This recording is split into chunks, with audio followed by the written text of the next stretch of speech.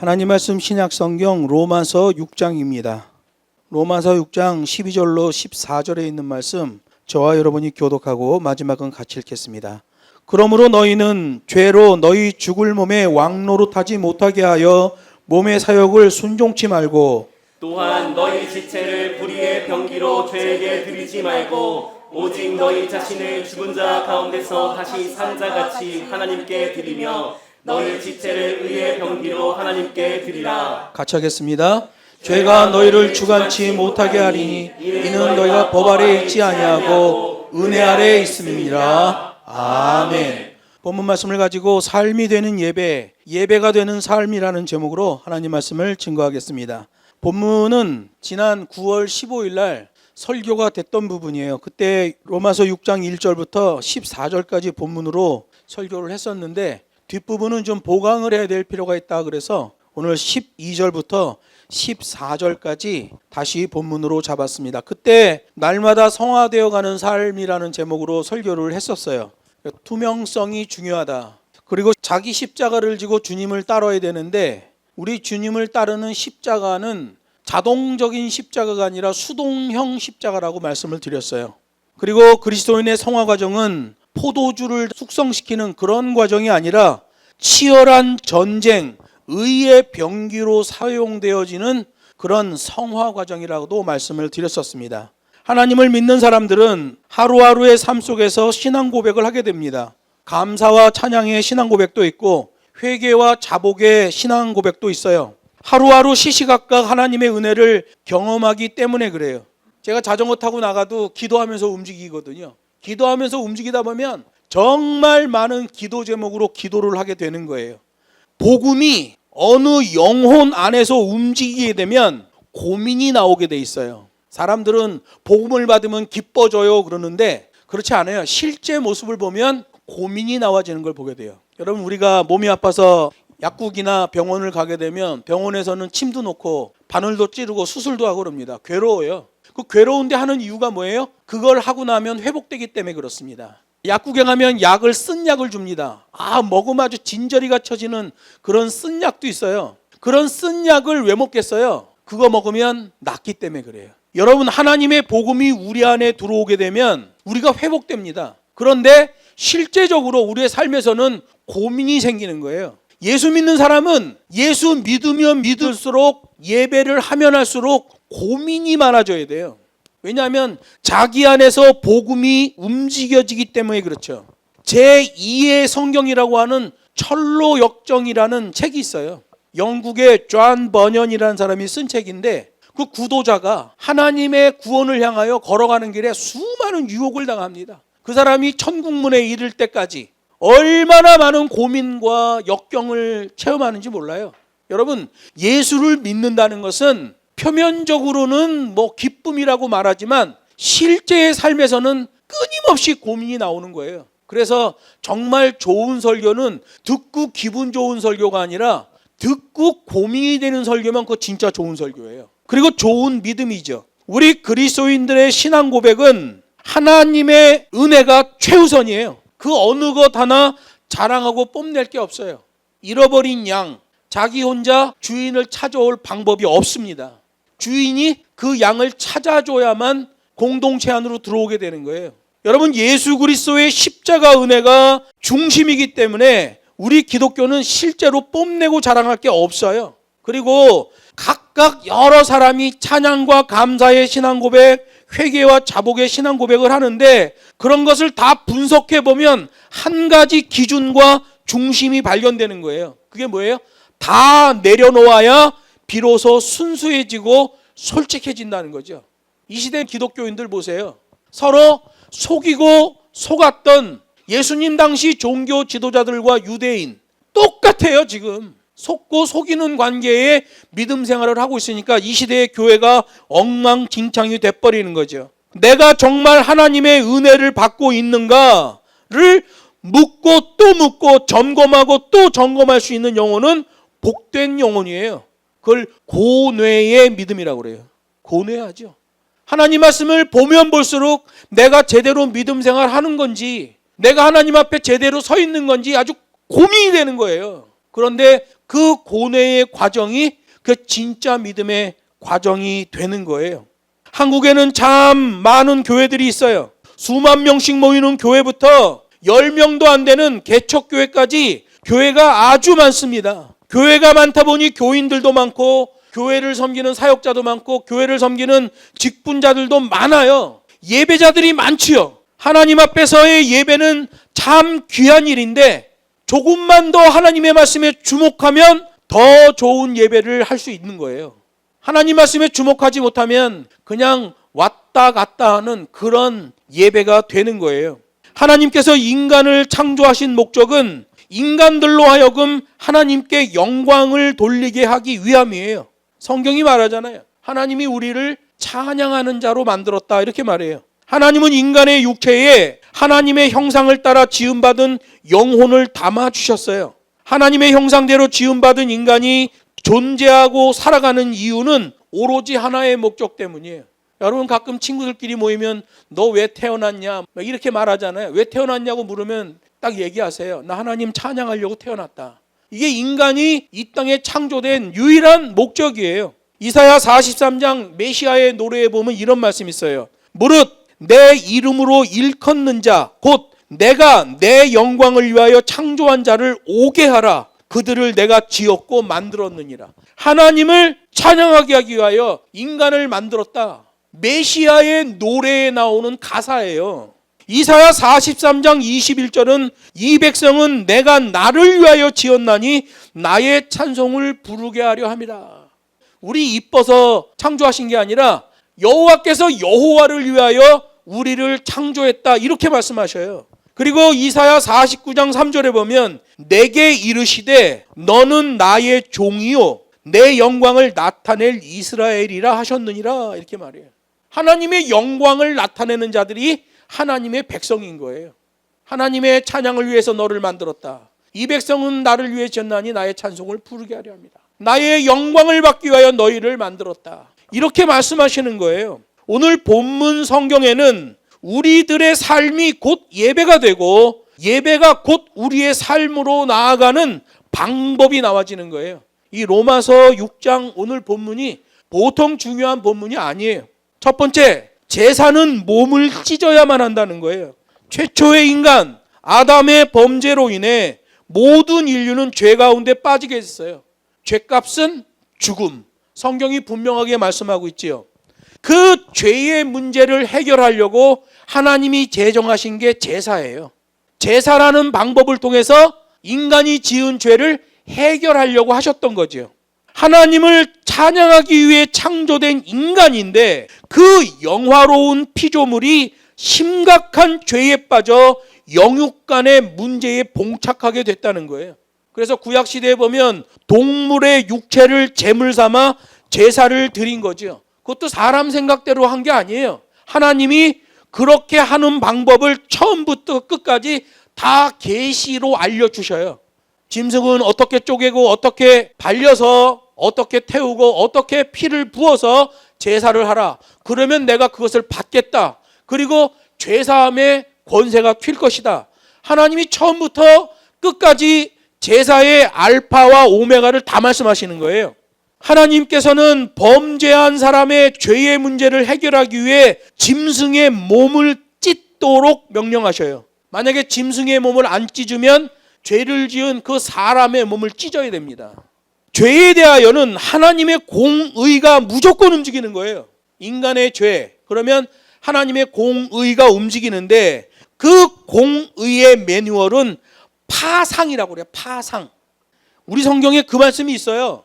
예레미야 18장 2절로 4절에 보면 하나님의 심판에 대하여 하나님의 구원에 대하여 그 이상을 보여주는데 이렇게 돼 있어요. 너는 일어나 토기장이의 집으로 내려가라. 내가 거기서 내 말을 네게 들리리라 하시기로 내가 토기장이의 집에 내려가 본즉 그가 농로로 일을 하는데 진흙으로 만든 그릇이 토기장이의 손에서 파상함에 그가 그것으로 자기 의견에 선한 대로 다른 그릇을 만들더라 이렇게 말해요. 여기 파상이라는 것은 형체와 존재를 깨버리는 걸 얘기해요. 예를 들어서 진흙으로 그릇을 만들었어. 아직 굳지 않아서 물렁물렁해요. 그 그릇이잖아요. 근데 그게 마음에 안 들어서 진흙을 그냥 바닥에다 패대기 쳤더니 진흙이 뭉개지면서 그릇 형체가 완전히 없어지고 흙덩어리로 바뀌어버린 거예요. 형체와 존재가 완전히 부서져 버리는 걸 파상이라고 그래요. 성경에도 나오는 단어예요. 죄를 사하는 공의의 매뉴얼은 파상으로 되어 있어요. 파상. 이러한 파상의 법과 식의 매뉴얼이 이스라엘의 제사법에 그대로 나타납니다.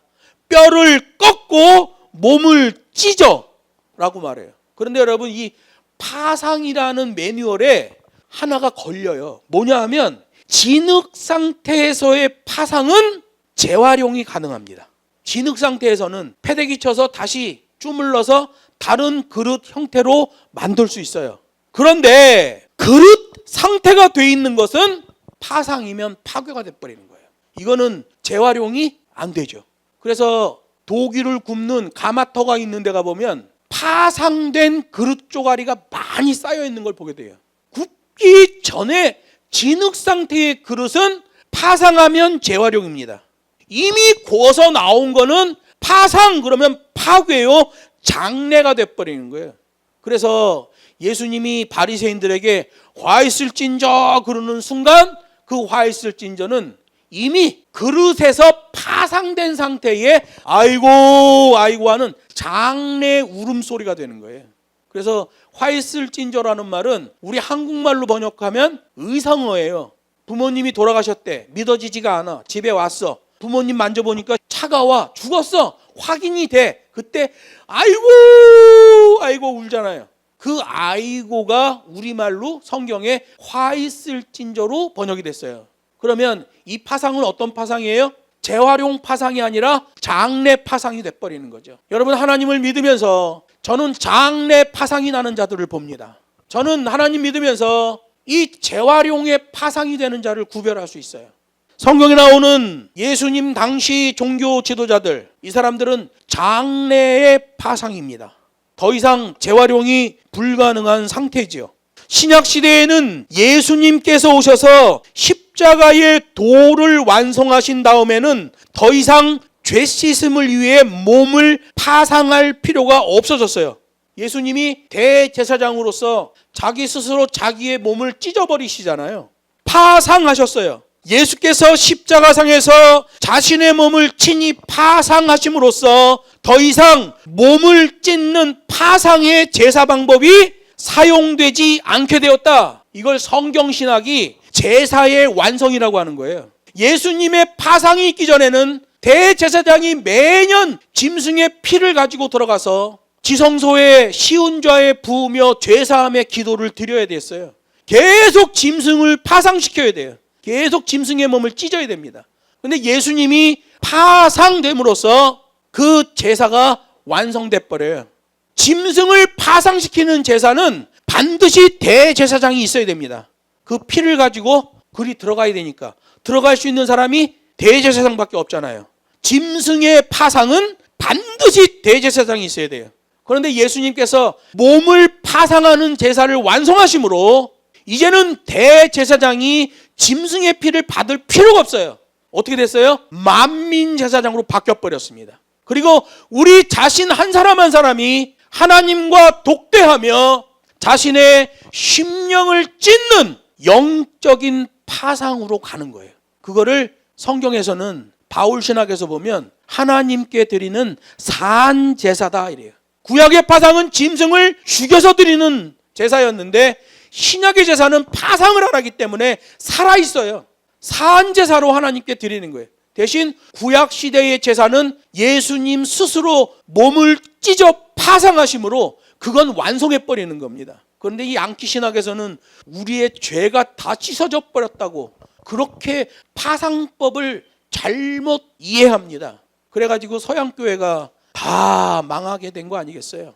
예수님의 십자가의 완성은 파상의 제사를 완성한 거예요. 그 다음에는 우리 각 사람을 만인 제사장 삼아서 각자가 자기 십자가를 지고 자기를 부인하며 하나님 앞에 나아가는 거예요. 자신의 마음과 생각을 다 잡고 자기의 영을 파상하며 오늘도 내 영을 찢으며 하나님 앞에 각자가 나아가게 되는 거지요. 고린도후서 5장 17절이 그걸 얘기해요. 그런즉 그리스도 안에 있으면 새로운 피조물이라. 구약시대처럼 파상하는 그런 제사의 피조물이 아니라는 거예요. 이전 것은 지나갔으니 보라 새 것이 되었도다. 짐승의 몸을 파상하여 대제사장을 통하여 드리는 제사함이 이제는 없어진 거예요. 새 것이 되었어요. 산제사로 하나님께 나아가는 만인 제사장의 시대가 되었다는 거죠. 파상 후의 존재, 그걸 새 피조물이라고 고린도후서에서 말씀하시는 거예요. 그러니 여러분, 우리가 하나님께 나아갈 때에 얼마나 많은 복이 되겠어요. 대신 하나님이 성경에서 말씀하시는 그 믿음을 가지고 나가야 돼요. 우리의 삶이 예배가 되게 하려면 날마다 십자가에 찢기신 그 주님을 기억하고 날마다 자신의 마음과 생각을 찢어야 돼요. 그래서 사도 바울이 갈라디아서 2장 20절에서 말씀하잖아요. 내가 그리스도와 함께 십자가에 못 박혔나니. 이게 뭐예요? 그리스도의 그 파상에 나도 속해졌다는 거예요. 그 속해졌다는 걸 어떻게 알아요? 나는 날마다 죽노라. 내가 제사장이 되어 하나님 앞에 내 영을 날마다 두들겨 하나님 앞에 굴복시키는 거예요. 부족하고 연약하여 죄를 지을 수밖에 없는 자신을 하나님 앞에 다 내어놓고 영적 파상으로 자세를 잡아야 한다는 거죠. 하나님은 그런 사람들을 천하보다 귀한 자라고 말씀하여 다시 찾아진 자, 자세의 믿음이 나오는 자를 말하는 거예요. 이 시대의 기독교 신앙을 보면 관념적인 신앙이 많습니다. 그냥 믿음 그러면 생각으로만 믿는 거예요. 자기의 삶에서는 그 파상의 흔적이 안 나와. 오늘 본문이 말해요. 우리의 몸은 두 방향으로 사용되어진다는 거예요. 한 방향은 의의 병기, 또 다른 방향은 불의의 병기로 사용된다는 거예요. 그래서 오늘 로마서 본문 말씀은 우리 그리스도인들에게 굉장히 심각한 경종을 울리는 말씀이 되는 거예요. 여기 13절 말씀 한번 보세요. 또한 너희 지체를 불의의 병기로 죄에게 드리지 말고 오직 너희 자신을 죽은 자 가운데서 다시 산 자같이 하나님께 드리며 너희 지체를 의의 병기로 하나님께 드리라, 이렇게 말씀하셔요. 여러분, 불의의 병기는 뱀에게 유혹되어 죄에 빠진 삶을 말하는 거예요. 로마서 6장 16절에서 말씀하듯이 죄악에 유혹되면 죄의 종으로 사망으로 나아가게 되는 거예요. 악한 마귀는 아담도 그렇게 죄에 빠지게 했고 지금도 수많은 믿음의 사람들에게도 똑같은 방법을 쓰는 거예요. 동생을 죽인 가인도 그 유혹을 받았어요. 분기탱천하여 실수를 한 모세도 그 미혹을 받았던 거예요. 성군 다윗도 그 미혹을 받았어요. 심지어 예수님도 사단에게 미혹을 받잖아요. 그래서 사단은 마구제비 미혹자예요. 그냥 물불 가리는 게 아닙니다. 마구제비예요. 얼마나 많은 영혼들이 마귀의 유혹에 넘어지고 불의의 병기로 사용돼 복구불능의 인생이 됐는지 아주 부주기수예요. 재활용 파상은 그래도 괜찮습니다. 예수님 당시의 종교 지도자들처럼 장례 파상이 일어나면 그건 끝장이죠. 그건 끝난 거예요. 저는 교단 일을 하고 많은 목사들을 만나고 믿음 생활하면서 이런 장례의 파상을 봅니다. 저 사람은 복구될 사람이 아니다. 또 어떤 사람은 보면 야, 저 사람은 이번에도 복구된다. 그런 파상들이 있어요. 베드로전서 5장 8절이 말합니다. 근신하라 깨어라 너희 대적 마귀가 우는 사자같이 두루다니며 삼킬 자를 찾나니. 어떤 목사는 그래요. 여러분 조심하세요. 사자가 울며 우리를 찾으려고 합니다. 여러분 그 아프리카 초원에 관련된 다큐멘터리 같은 거 보세요. 사냥하기 전에 우는 사자가 있나? 없어요? 우는 사자. 사자는 사냥할 때 숲풀 밑에 완전히 납작하게 엎드려서 조용히 움직입니다. 그리고 근접했을 때 순식간에 튀어나가면서 상대방의 목덜미를 물죠. 사자는 사냥할 때 우는 법이 없어요. 사자가 언제 울어요? 그 짐승의 숨이 끊어졌다고 생각이 될 때 그때 목덜미 물었던 걸 놓고 하고 우는 거예요. 그 사자가 초원에서 운다는 것은 이미 사냥이 끝난 거예요. 이미 끝났는데도 또 울며 다음 것을 사냥하려고 한다라는 표현을 베드로전서 5장 8절이 말한 거예요. 근신하라 깨어라 너희 대적마귀가 우는 사자같이 두루다니며 삼킬 자를 찾나니. 이게 이미 많은 사람들을 물어서 죽였는데 죽이고 나서도 사냥하기 전에 또 울고 있다. 그 다음 순서를 기다리고 있는 것이다 라고 경각심을 주는 거죠. 여러분, 하나님의 계명으로부터의 법과 식, 그 기준이 없으면 부지불식간에 불의의 병기로 사용되는 인생이 되는 거예요. 뭐 기독교의 이름을 걸고 광장에서 집회를 한다? 자기들은 뭐 굉장히 의로운 일을 한다고 생각하겠죠. 우리 기독교는 그런 종교가 아니에요. 우리 기독교는 모이면 회개하는 겁니다. 미스바 회개운동처럼 모여서 할 수 있는 건 회개밖에 없습니다. 기독교가 모여서 정치 구호를 외치면 그건 잘못된 겁니다. 기독교는 자복하는 종교예요. 하나님은 우리가 의의 병기로 사용되어지기를 원하셔요. 성경은 의의 병기로 사용되는 인생이 어떤 인생인지를 정확하게 말씀하고 있어요. 여기 로마서 6장 13절 하반절에 보면 나와요. 자신을 죽은 자 가운데서 살려주신 분께 자신의 삶을 드리는 것, 그게 의의 병기로 사용되는 것이라고 말합니다. 내 경험, 내 지식, 내 생각과 기준으로는 하나님께 드리는 인생이 되어질 수 없어요. 내가 아는 성경 말씀, 내가 아는 하나님, 내 방식대로 하는 신앙생활, 그거 100점 받아도요 소용없습니다. 그 지식이 우리를 구원할 수가 없어요. 내 기준은 하나님의 구원 앞에 전혀 효능이 나오지 않는 거예요. 하나님 앞에서 참된 예배자로서의 삶을 위하여 우리는 영적으로 성령 충만해야 돼요. 제가 예전에 부천에서 어느 여자분을 만났는데 자기 예수 믿는데요. 근데 여기 계산동에 어느 목사가 있는데 사무실 조그만 거 하나 얻어놓고 찾아오는 사람 기도해주고 복채를 받는다는 거야. 그래서 내가 그랬어요.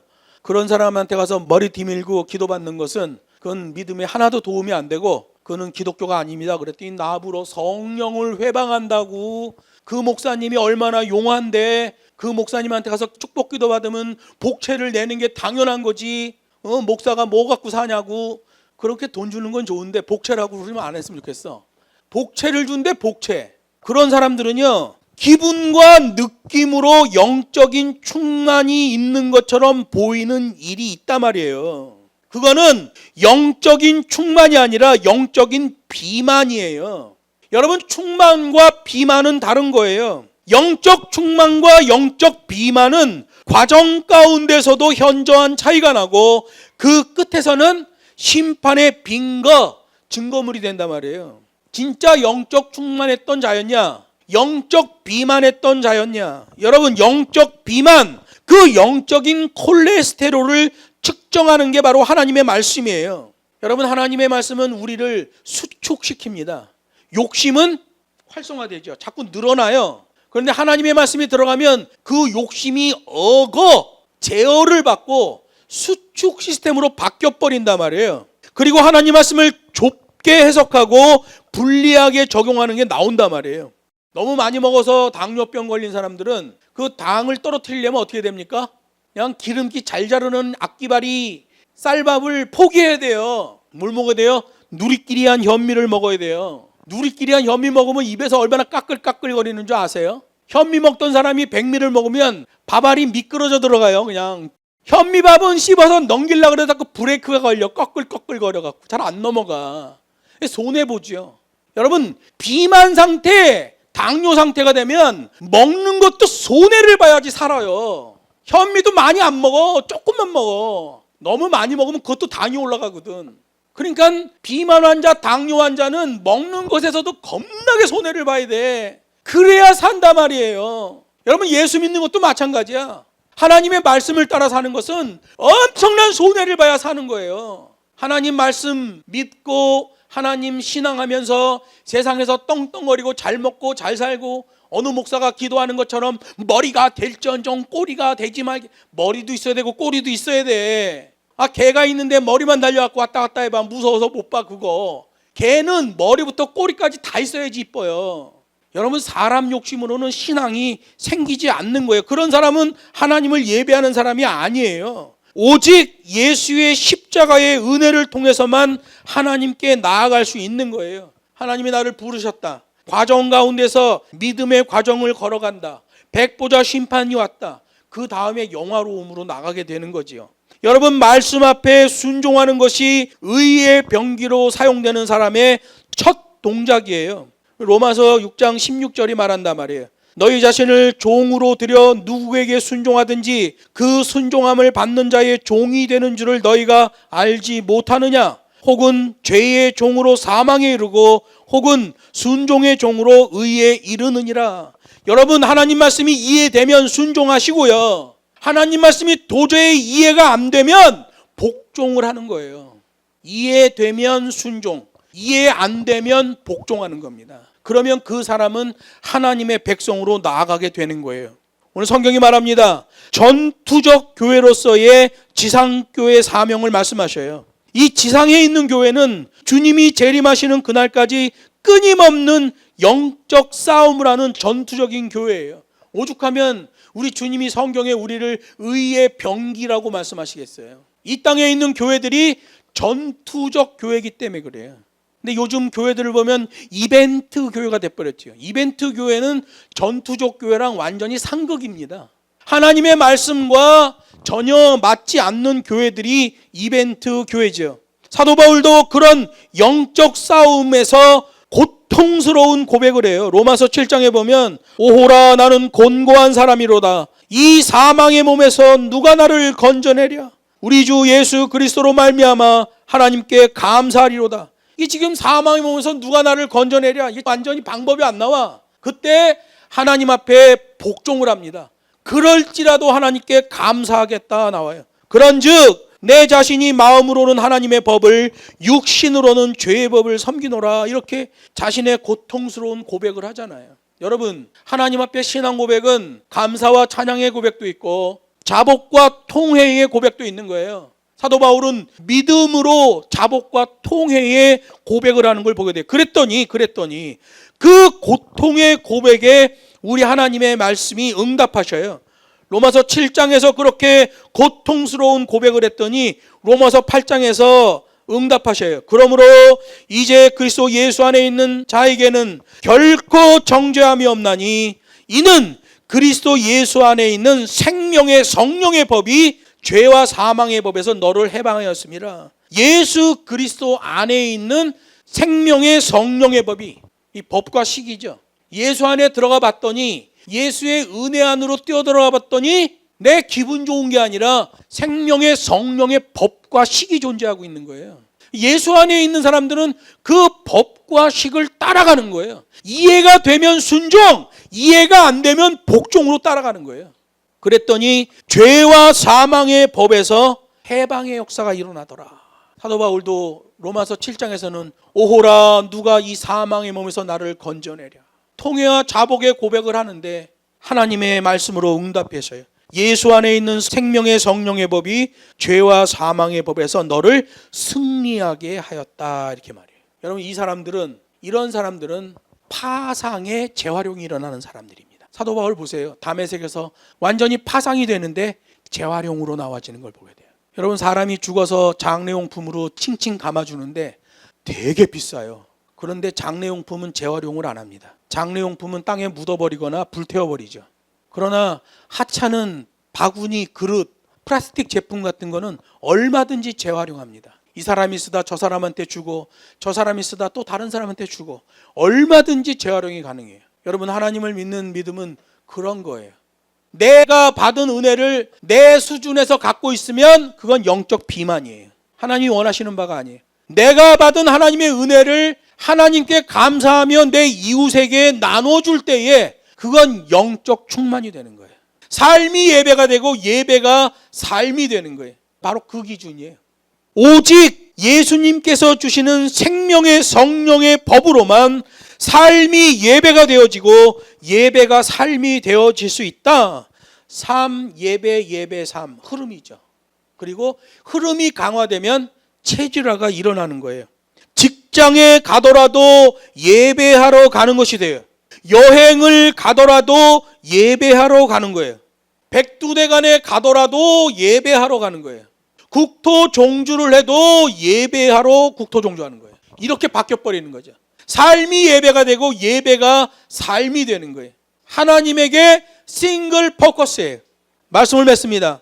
우리는 정해진 시간, 정해진 장소에서 하나님이 배설하시는 예배에 동참되어져요. 그 동참되어짐으로써 우리의 믿음과 신앙이 갱신되고 확인되어지는 은총을 입게 되는 거예요. 매 주마다 우리가 와서 이렇게 예배에 동참하는 것은 우리의 신앙과 믿음의 갱신이요 확인되는 은총인 거예요. 그 은총은 내 안에서만 충만해지는 용도가 아니에요. 그건 영적 비만이에요. 하나님과 우리 이웃을 위한 삶으로 나아가게 하는 게 용도예요. 이 영적 충만이죠. 하나님을 예배하는 하나님의 자녀들이 삶이 어지럽고 생각이 황폐해지고 막말이 나오는 것은 바른 일이 아니에요. 하나님이 원하시는 것은 우리의 삶의 과정과 우리의 삶의 끝의 결과물이 일치성을 보이는 거예요. 그래서 우리가 믿음 생활할 때 마음과 생각을 찢어야 돼요. 그리고 하나님 말씀을 좁고 불리하게 나에게 적용해야 돼요. 그러면 그가 눈에 보이는 하나님의 백성이 되는 거예요. 손해보고 좀 사는 거예요. 우리가 전투적 교회에서 의의 병기로 사용돼 세상에서도 근사하고 반듯하게 세워지기를 하나님이 원하셔요. 이 과정이에요. 그 전투적 구원의 과정의 삶을 통하여 궁극적으로 예수 안에 있는 영생을 취하게 되기를 우리 하나님이 원하셔요. 결과물이에요. 과정과 결과물에서 일치성을 보이는 것, 이거 하나님 백성이죠.